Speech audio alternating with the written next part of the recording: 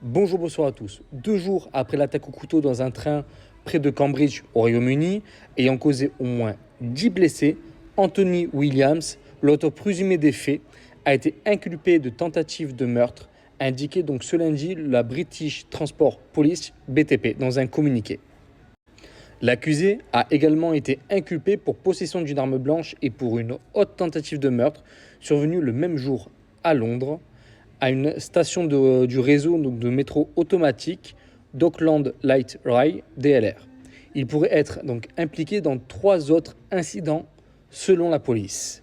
Le nombre de chefs d'accusation sera réévalué au fur et à mesure de l'avancement de l'enquête, donc a déclaré Tracy Aston, procureur général en chef du Crown Prosecution Service, organisme donc chargé des poursuites pénales. Alors, excusez-moi pour l'accent et la prononciation et tout ça.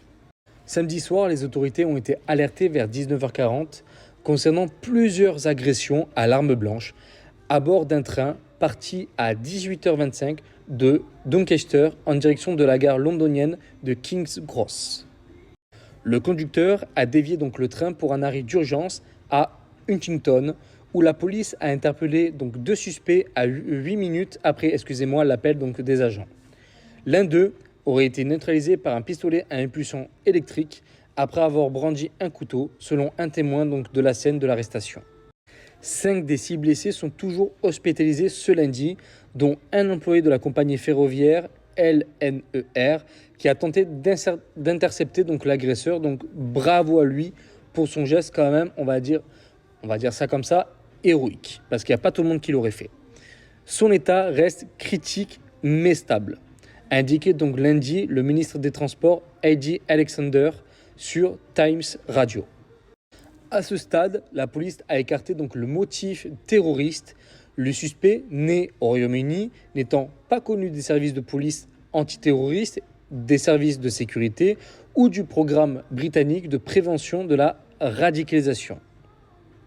Donc pour le moment, on n'a pas plus d'informations sur l'enquête et c'est normal.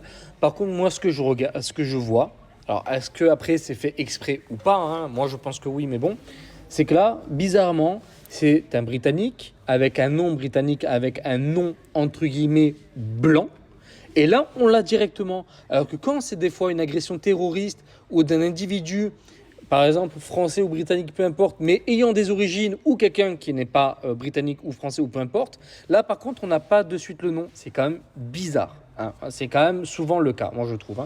Quand c'est un blanc entre guillemets, on a rapidement ou voire de suite le nom de la personne. Et quand c'est pas le cas, des fois on n'a jamais le nom de la personne ou très tard, donc plus personne généralement s'intéresse à l'affaire. Moi c'est ce que j'ai remarqué. En tout cas, courage à ceux qui ont été blessés. Bravo à celui qui a essayé d'intervenir. Bravo bien sûr aux policiers. N'hésitez pas en tout cas à liker, commenter, partager, vous abonner bien sûr. Je vous remercie et je vous dis à bientôt.